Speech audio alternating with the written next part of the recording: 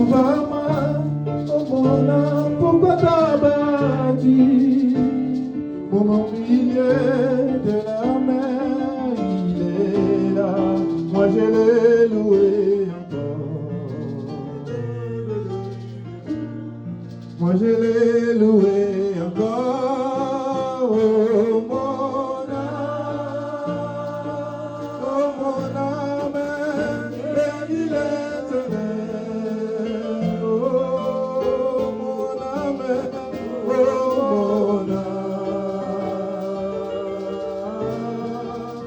bénis l'Éternel.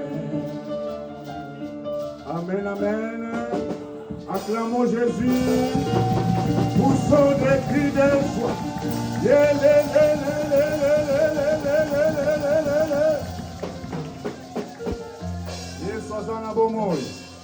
Amen, amen. On est très bénis aujourd'hui. Il nous vient de loin, ce couple. Alléluia. Attendez, je vais prendre ses affaires.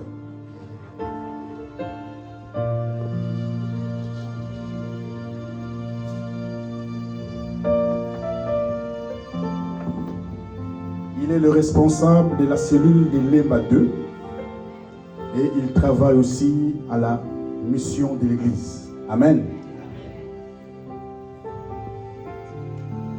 Il s'appelle le révérend pasteur Gauthier. Et je prie d'avancer. Acclamons Jésus, acclamons Jésus. Milala, milala, milala, milala, milala.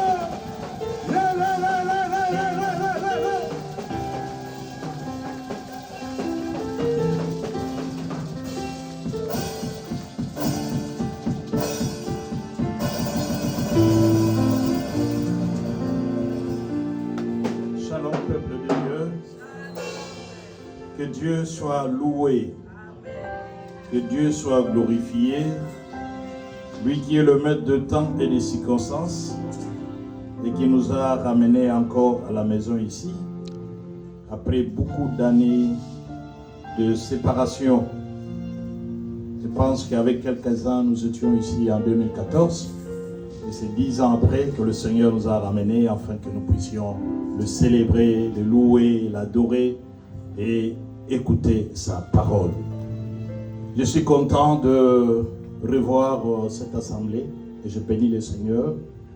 Je remercie le Dieu de notre Père Abraham Nalassi.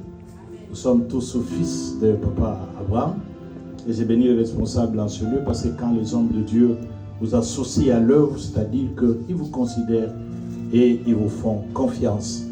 Et nous vous rassurons que nous n'abuserons jamais de la confiance. Je bénis le Seigneur pour votre présence. Sans vous, nous ne serions pas là. Que le Seigneur dispose nos cœurs et que le Saint-Esprit nous fasse comprendre cette parole. Ma prière et mon souhait, que cette parole soit envoyée pour un homme, pour une femme, car il est le Dieu qui dit un mot et la chose arrive. Nous acclamons le Seigneur. Et peut-être qu'on n'avait pas salué les voisins ou la voisine, on peut encore le saluer ou la saluer.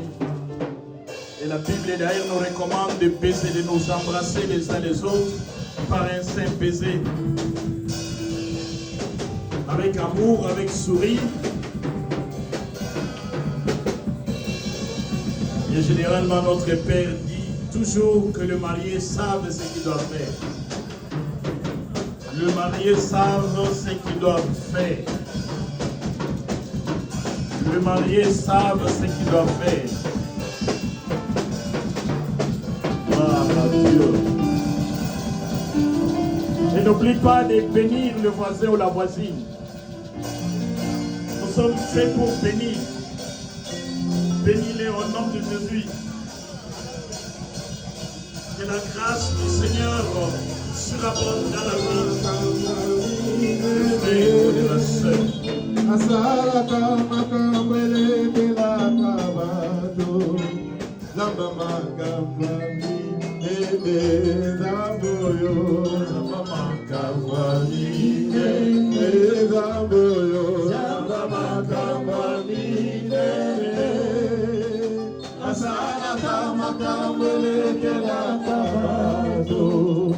Zamba makamba minene Zamba makamba kokamwa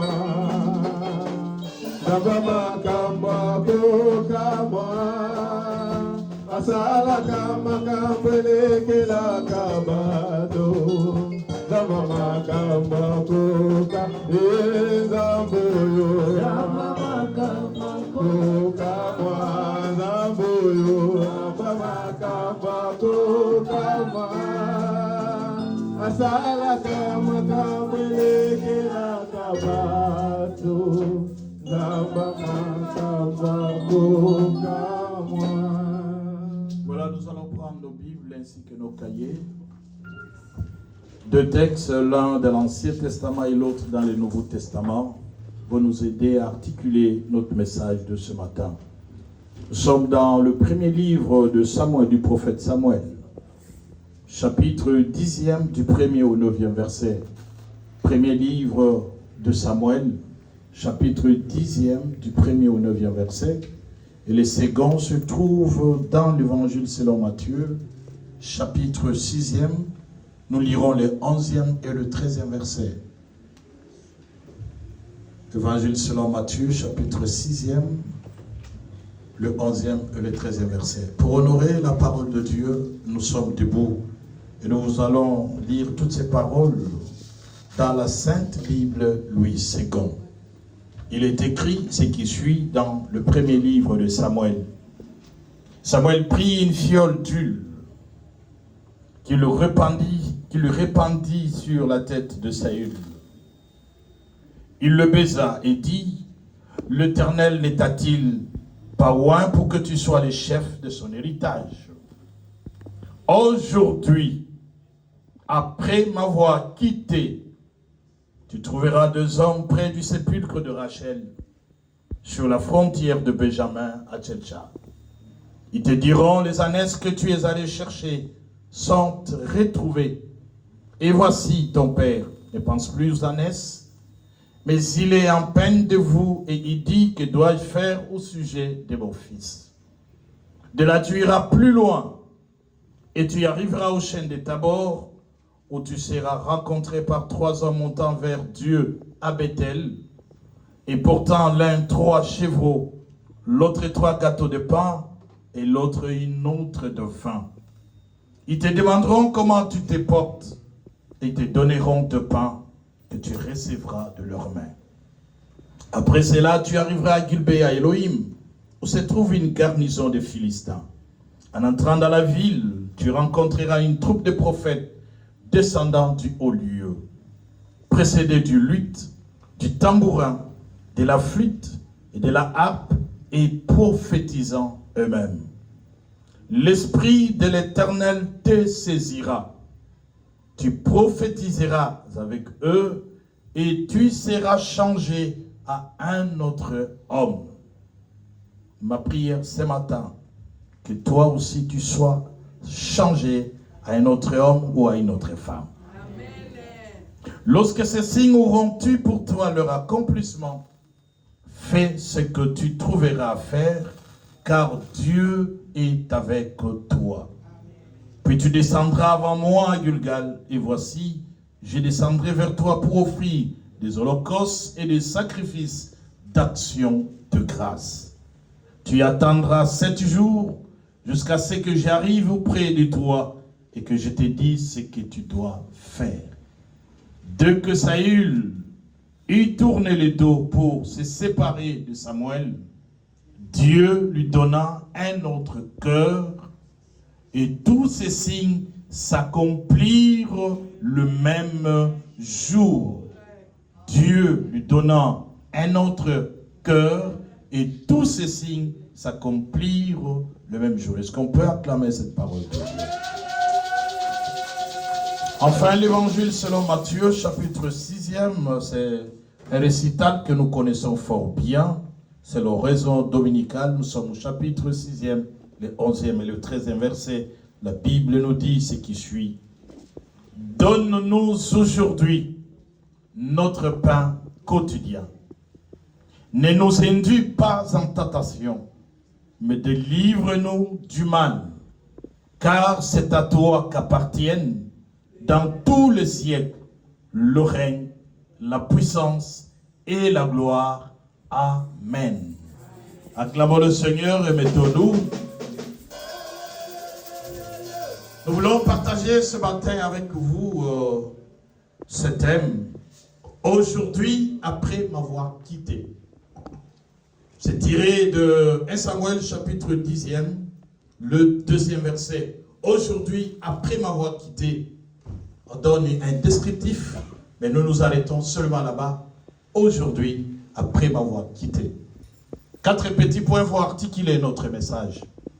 Nous aurons une introduction, point 1. Au point 2, nous allons expliquer le mystère d'aujourd'hui dans les Écritures. Au point 3, nous verrons le merveille que Dieu accomplit aujourd'hui. Et ma prière, c'est vraiment que nous soyons, chacun de nous, soit aujourd'hui, et que la main de l'Éternel, le Seigneur qui est lui-même l'incarnation de la parole, qu'aujourd'hui qui se manifeste, comme maman a témoigné, qu'aujourd'hui aussi, plusieurs autres témoignages soient donnés. Que tu ne sois pas seulement l'auditeur ou l'auditrice des témoignages des autres, mais que toi-même tu puisses être un témoin. Et au point 4, pour terminer, nous verrons quelques clés qui nous aident à accéder au mystère d'aujourd'hui. Bien-aimés dans le Seigneur, nous sommes l'an 2024, année de visitation totale, où le Seigneur, par notre Père spirituel, nous a dit que lui-même va visiter son peuple. Et cette visitation rendra certaines choses impossibles et possibles. Il a dit que la visitation divine sera semblable à ce qui arriva à ces paralytiques pendant 38 ans. Ils se tenaient toujours dans la piscine de Bethesda. Il n'avait ni personne. Il croyait que son problème était fatal.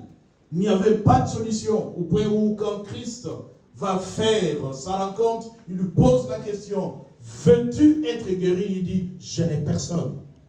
Mais aujourd'hui, nous ne sommes pas seuls. Nous avons quelqu'un.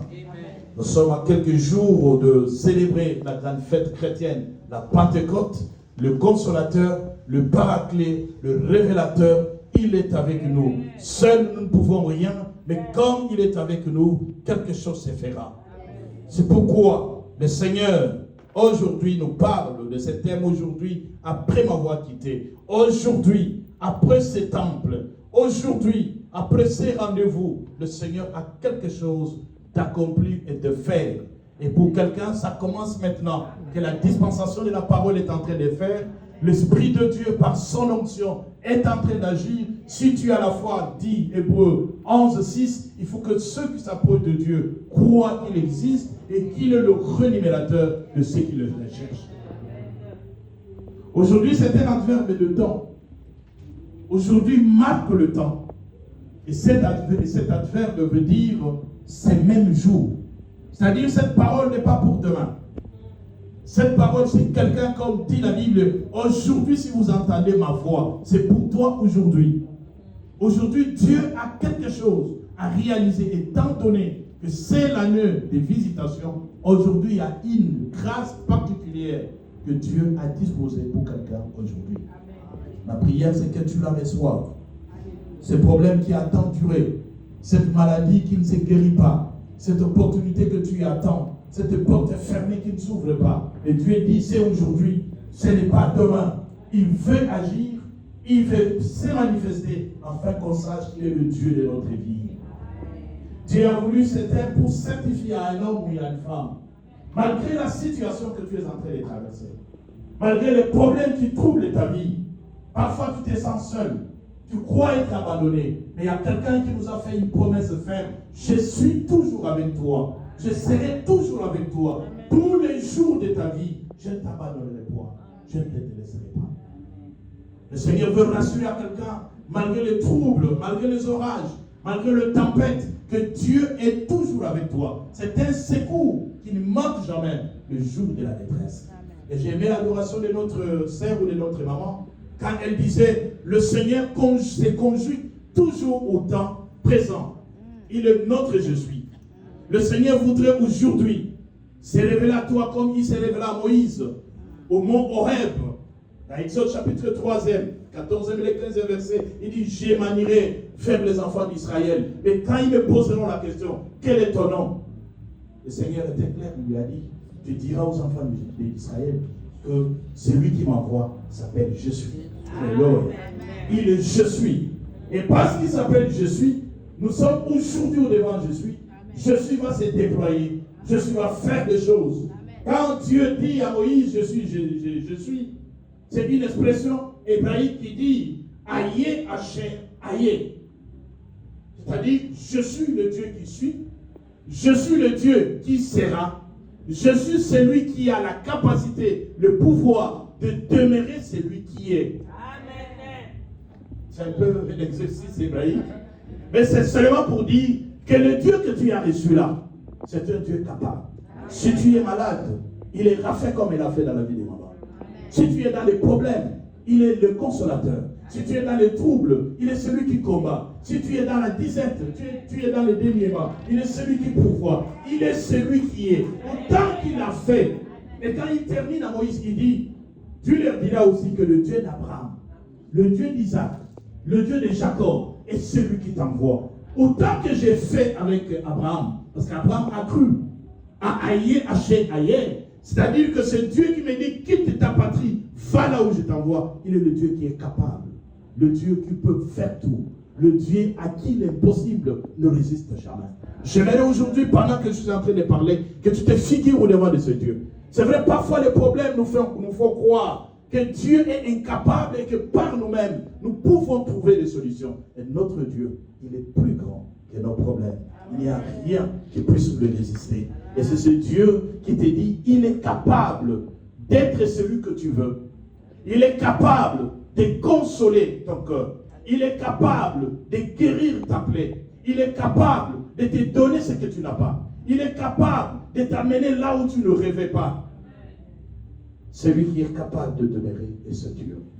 J'aimerais dans mon introduction t'inviter à croire et à te regarder, à t'imaginer la grandeur de ce Dieu qui est aujourd'hui aussi. Ce Dieu, il est possible que ce Dieu fasse ce qu'il fit hier aux autres et aujourd'hui c'est mon tour. Au point de quel est le mystère d'aujourd'hui dans les Écritures. Mon frère, ma soeur, quand nous entrons dans notre texte de base dans 1 Samuel chapitre 10e, c'est une histoire qui commence déjà au chapitre 9e et les enfants de cette église connaissent bien 1 Samuel 9 et 1 Samuel 10. C'est une histoire de douleur, c'est une histoire de perte. Ils avaient leur richesse dans le cheptel, dans les années. Mais comme il y a toujours un jour tout allait bien, mais un jour la santé a posé un problème. Un jour tout allait bien, mais un jour des problèmes ont commencé dans ton foyer. Un jour tout allait bien, mais un jour tout s'est arrêté, tout s'est arrêté. Malgré les opportunités, les formations que tu as faites, et jusqu'aujourd'hui, tu n'as pas d'emploi, tu n'as plus d'opportunité d'aller te faire employer quelque part. Il a pris son fils. Il était lui-même vaillant. Il était lui-même fort plutôt. Mais la force et la vaillance n'avaient rien fait dans cette affaire. Mais il va se la battre à un jeune homme dont on reconnaissait seulement la beauté et la splendeur plutôt parmi tous les enfants d'Israël. Il est allé le pauvre. Ils sont montés, ils sont allés à Ephraïm, ils sont descendus à Shalim, à Shalisha. Il n'y avait rien. Mais quand ils arrivent au pays de souffle, ils sont fatigués. Peut-être ce matin, toi aussi, tu es dans le pays de souffle où on est fatigué, on est découragé, on est prêt à tout abandonner. Ça ne sert plus à continuer. Même cette affaire de la foi, je n'ai plus d'espérance parce que je fais tout ce qu'un homme pouvait faire. Mais je n'ai pas de résultat. Et quand il est parti, c'est que son père ne voyait pas lui. Dieu le savait. Dieu avait parlé déjà à Samuel. Demain, je t'enverrai un homme de Benjamin. Quel contraste! La royauté n'est pas faite pour Judas, mais plutôt pour Benjamin. La royauté est l'apanage de Judas. Dans les bénédictions prophétiques, c'est Judas. Mais les choses vont basculer. Ce matin, aujourd'hui, Dieu est capable de basculer les choses. Dieu est capable de changer la tendance. Dieu est capable parce qu'il veut te faire du bien. C'est à quoi tu n'étais pas destiné. Ce qui concernait les autres. Notre Dieu est capable d'amener comme il fit avec Naomi, plutôt avec Ruth. Il Moabite sous la malédiction, mais elle devint l'ancêtre de Jésus-Christ. Et dans 1 Samuel 9, versets 18 et 19 plutôt, Il lui dit, tu mangeras avec moi et je te ferai dire ce qui se passe dans ton cœur et je te laisserai partir demain. Alléluia. Nous sommes à 1 Samuel 9, il parle de demain. Et quand ils arrivent à 1 Samuel 10, il dit aujourd'hui, après m'avoir quitté, il y a des choses qui vont changer. C'est ce que le Seigneur te dit. Il y a eu un demain, il y a eu un lendemain. Mais ce n'est pas aujourd'hui, le cas aujourd'hui. Nous sommes aujourd'hui au temps indicatif. Donc aujourd'hui, il y a une grâce, il y a une bénédiction, il y a une faveur, il y a quelque chose que Dieu a prévu pour toi et tu dois le recevoir, tu dois l'acquérir parce que la Bible dit le ministère d'aujourd'hui, c'est un ministère qui s'acquiert par la foi. Parce qu'il y a des choses que Dieu doit réaliser dans notre vie. Cela nécessite la foi, car sans la foi, personne ne peut lui être agréable. Car la foi est une ferme assurance de choses qu'on espère et une démonstration de celles qu'on ne voit pas. Après l'avoir reçu, plusieurs anciens ont rendu témoignage. Bien-aimés dans le Seigneur, ce que Dieu veut faire aujourd'hui, c'est pour l'immortaliser, afin qu'il y ait un témoignage. Car le témoignage affermit la foi. Le témoignage encourage ceux qui veulent se décourager. Et pourquoi un ministère? Un ministère, c'est ce qui est caché. Ce qui est peu connu de tout le monde. Seul connu des initiés. C'est une vérité de foi contenue dans la révélation, laquelle dépasse même la raison. Dieu veut que nous puissions nous écarter de la raison. Oui, le cancer, le ceci, c'est la raison, c'est la science. Mais Dieu veut qu'au-delà de la raison, de la science, que nous sachions qu'il y a un Dieu qui est capable de bâtir sur une cité dont on n'a jamais vu les fondements. Dans notre texte de base bien-aimé, il s'agit d'une histoire, comme je le disais, de Saül, qui recherchait les ânesses perdues de son père Kis. Peut-être que ce matin, mon frère, ma soeur, tu es à la recherche de quelque chose que tu as déjà perdu. Mais le Seigneur te dit, parce que tu es dans sa maison, parce que tu n'es pas allé ailleurs, Saül, sa rencontre avec Samuel avait changé quelque chose. J'aimerais que ta rencontre de ce matin, parce que tu n'es pas venu voir un homme, tu n'es pas venu répondre à un rendez-vous d'homme, tu es venu à la rencontre avec ton Dieu. La Bible me dit dans les psaumes que dans sa présence, Dieu nous répond, il exauce nos prières. Dans sa présence, il nous exauce avec puissance et dans sa présence, il fait des prodiges. Ma prière, c'est que Dieu la fasse aussi des prodiges. Samuel a dit à Saül, ce que Saül ne connaissait pas. Saül cherche les ânesses. Mais le plan de Dieu, ce n'est pas seulement de retrouver les ânesses, mais le Seigneur a permis cette circonstance pour que la gloire s'éclate dans la vie de Saül. En fait, Dieu est en train de chercher un roi. Mais ce roi-là doit avoir le cœur d'un berger. Et voilà pourquoi il passe par Saül. Peut-être que ton problème, ta situation, tu as tellement fait beaucoup de mauvaises prédictions et tu as oublié que Dieu est maître de ta circonstance. Il s'est choisi de cette circonstance pour que sa gloire s'éclate dans ta vie. Ma prière, que c'est aujourd'hui comme Saül, que les ânesses que tu cherchais, que tu puisses le retrouver. Et la peine, la douleur, le découragement que tu avais dans ton cœur, que le Saint-Esprit aujourd'hui te console en te donnant ce que tu n'as pas. Mon frère et ma soeur, c'est que le père de Kis ne pouvait pas faire dans la vie de son fils, mais Dieu était capable de le faire. Parce que Kis n'avait jamais rêvé qu'un seul de ses enfants pouvait accéder au trône.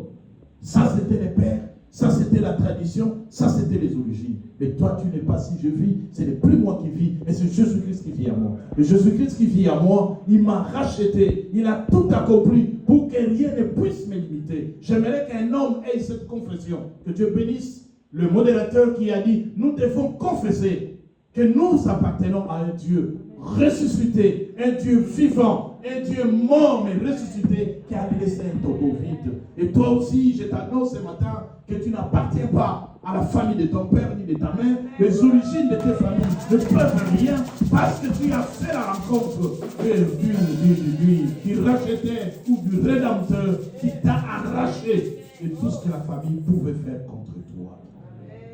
Dans la Bible, Jésus, quand il enseignait la prière à ses disciples, il leur dit, chaque fois que vous prierez, dites notre Père qui est dans les cieux, donne-nous aujourd'hui notre pain. Donc le verbe ne se conjugue pas au lendemain, parce que le lendemain prendra soin de lui-même. Mais le problème c'est aujourd'hui. Aujourd'hui je crois. Quand Jésus entre dans le temple, il prend le rouleau, il dit ce que Ésaïe a dit dans le chapitre 61. Aujourd'hui, cette parole de l'Écriture que vous entendez s'accomplit aujourd'hui. Ce n'est pas demain. Il dit aujourd'hui, ça va s'accomplir. Quand il rencontre Zachée sur les sycomores, il dit Zachée, il faut que je demeure aujourd'hui, pas demain. Et quand il entre dans sa maison, il dit le salut est arrivé aujourd'hui dans ta maison. J'aimerais que ça soit l'exclamation d'un frère ou d'une soeur pour dire le salut est arrivé aujourd'hui dans ma vie. La paix est arrivée aujourd'hui. La consolation est arrivée aujourd'hui. Le succès et la réussite sont arrivés aujourd'hui dans ma vie. C'est pourquoi Hébreux 3,15 dit aujourd'hui que vous entendez sa voix, n'endurcissez pas vos cœurs. Bien-aimés dans le Seigneur, la Bible est riche de ces mystères. Et ce mystère est peu connu de tous parce qu'un mystère reste un secret caché que seuls les initiés, seuls les rachetés, seuls les choisis ont part au discernement ou à la découverte. Et c'est racheté, c'est choisi, c'est privilégié. C'est toi et moi ce matin que tu saches qu'aujourd'hui, Dieu est en train de déballonner, Dieu est en train de dérouler quelque chose pour que ton salut arrive. Toi, le merveille que Dieu a accompli aujourd'hui, il y a quelques merveilles. Quand le Seigneur t'amène au jour du salut, parce qu'aujourd'hui, c'est le temps favorable. Aujourd'hui, c'est les kairos de Dieu. C'est le moment voulu que Dieu agit, que Dieu étende sa main et il t'accorde quelque chose que tu n'avais pas d'inattendu. Et quand le Seigneur t'amène, et ma prière c'est que le Seigneur t'amène aujourd'hui au temps favorable, que le Seigneur t'amène aujourd'hui à ton jour de secours et de salut. Premièrement, celle que tu avais perdue comme salut, les années perdues seront retrouvées. Amen. C'est-à-dire quand Dieu t'amène à ton aujourd'hui, il y a un exercice, il y a un temps de restauration que Dieu va te faire. Les années qu'avaient mangé les gênés, les années qu'avaient bouffé les gênés, tout ce que tu avais perdu, la confusion dans laquelle ta vie sombre, et quand Dieu t'amène à aujourd'hui, il te fait oublier toutes ces choses. Ce que tu cherchais, tu le trouves. Ce qui était éloigné s'approche de toi. Ce qui était dur devient facile. L'impossible devient possible dans ta vie. Il a annoncé à Saül quelque chose d'impossible. Saül ne croyait pas. Il dit, mais pourquoi tu me parles? À David cassé d'ardeur. Je suis de Benjamin. La royauté n'est pas pour moi. Il dit, mais à qui appartient tout ce qui est précieux, tout ce qui est noble dans ces pays? Et c'est à toi. Je dis à quelqu'un à qui appartient tout ce qui est fabuleux, tout ce qui est de CDI, tout ce qui est de stabilité. Ici en France, c'est à toi. Parce que la victoire qui triomphe dans ce monde est celle de notre foi. Alors si tu as la foi, que le Seigneur te fasse retrouver, que le Seigneur restaure ta vie, que le Seigneur remplace les années sombres de ta vie, que le Seigneur puisse changer ton statut, que le Seigneur renouvelle, que le Seigneur fasse du bien dans ton cœur. La prière, que Dieu change les années de pleurs, les années de deuil en années de réjouissance. Comme il est écrit dans Ésaïe chapitre 61, il dit, l'Esprit de l'Éternel est sur moi. L'Esprit de l'Éternel m'a oint. Il m'a envoyé apporter une bonne nouvelle. Qu'aujourd'hui, le Seigneur puisse enrayer toutes les mauvaises nouvelles et qu'il les remplace par les bonnes. Qu'aujourd'hui, le Seigneur puisse guérir tout le cœur brisé et qu'il te donne la paix. Il dit, c'est pour proclamer la liberté aux captifs. Que toutes les prisons qui t'avaient détenu, là où tu étais enchaîné, qu'aujourd'hui, le Seigneur puisse te libérer. Que ta libération soit fulgurante. Que ta libération soit célébrée. Car c'est pour l'affranchissement que Christ, c'est pour la liberté plutôt que Christ nous a affranchis. Qu'il en soit ainsi pour toi. Que ta délivrance puisse poindre comme l'aurore et que tout le monde sache. Le Seigneur dit, quand il t'amène au premier jour, il t'annonce une année de grâce de l'Éternel. C'est-à-dire, il y a des qualificatifs il y a de profilage. Mais pour toi, la grâce est imméritée. La grâce est sans effort. C'est ça que le Seigneur veut faire pour toi. Même si tu n'as pas ces niveaux, même si tu n'as pas ces profits, et parce que le Seigneur veut se glorifier dans ta vie, il te donnera ce qui va étonner aux autres. Ma prière que ce Dieu-là, te donne ce qui va étonner aux autres. Car il veut accorder à toi et à moi un diadème de gloire au lieu de la cendre. C'est-à-dire, le Seigneur veut enrayer, veut nous faire oublier toutes les années sombres, toutes les mauvaises nouvelles. Peut-être chaque fois quand tu as un peu d'argent, il y a toujours un message nécrologique qui surgit. Ah non, ici, tu vois ceci, envoie-nous ceci. Toutes les fois, ton économie, ta richesse est ruinée par des mauvaises nouvelles. Mais le Seigneur te dit qu'en cette année, aujourd'hui, qui t'amène à ton jour, il remplace toute la cendre de ta famille, toute la cendre dans tes économies, toute la cendre dans tous les domaines de ta vie par le diadème. Que le Seigneur accomplisse toutes ces choses, que le Seigneur nous mette au large de toutes ces choses, afin que sa gloire puisse être célébrée en cette année. Deuxièmement, quand le Seigneur nous amène aujourd'hui, dans les jours, dans notre jour, dans notre kairos, le jour favorable, Dieu nous amène très loin. C'est-à-dire, Dieu fait un travail, il nous fait quitter d'un point et il nous amène à un autre point. Alléluia. Aujourd'hui, il faut que tu dises au Seigneur, fais-moi quitter ici et amène-moi plus loin. Fais-moi quitter de la petitesse vers la grandeur. Fais-moi quitter de 1000, amène-moi à 2000, amène-moi à 4000, donne-moi un emploi rémunérateur. Je veux que mes pieds ne s'arrêtent pas là où ils sont aujourd'hui, que mes pieds aillent très loin. Ah, Samuel a dit à Saül, lorsque le Saint-Esprit te saisira, Dieu te donnera un autre cœur, il te changera un autre homme. Que Dieu te change et que Dieu te transforme en un autre homme. Pas seulement pour acquérir et posséder des richesses, mais que tu sois un autre homme d'abord comme citoyen du ciel. Amen. Que tu reçoives un autre cœur, un cœur capable d'aimer Dieu, un cœur capable de craindre Dieu, un cœur capable d'abandonner, de fuir le mal, un cœur qui plaise à Dieu. Car la Bible dit en Proverbe, mon fils, donne-moi ton cœur. Le Seigneur ne voit pas les apparences. Le Seigneur regarde au cœur. Oui, avant que ces choses n'arrivent dans notre vie, c'est d'abord un problème de cœur. Un problème de cœur. Donne-moi ton cœur. Que le Seigneur nous donne notre cœur. À Ézéchiel, il dit, je répandrai sur vous l'eau. Je transformerai vos cœurs de pierre en cœur de chair, afin que vous soyez capables de m'obéir et de me servir. Quand le Seigneur t'amène à un jour comme celui-ci, c'est pour te donner notre cœur. Que le Seigneur te donne un cœur plein d'amour, un cœur plein de compassion.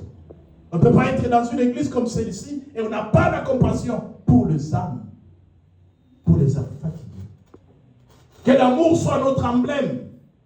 L'apôtre Paul appelle l'amour la voie par excellence. Je peux tout distribuer, je peux tout, mais quand je manque l'amour, car en ceci, tous vous reconnaîtront mes disciples. C'est ça le cœur. Que le Seigneur, quand nous avons un tel cœur, c'est alors que Dieu va opérer des prodiges. Dieu va opérer des miracles. Tout ce que nous avons besoin, Dieu nous les donnera. Mais quand le cœur est mauvais, le cœur est impur, nous pouvons passer du matin jusqu'au soir, rien ne se fera. Ça sera comme la prière des prophètes de Baal. Ils ont invoqué un Dieu qui n'existait pas.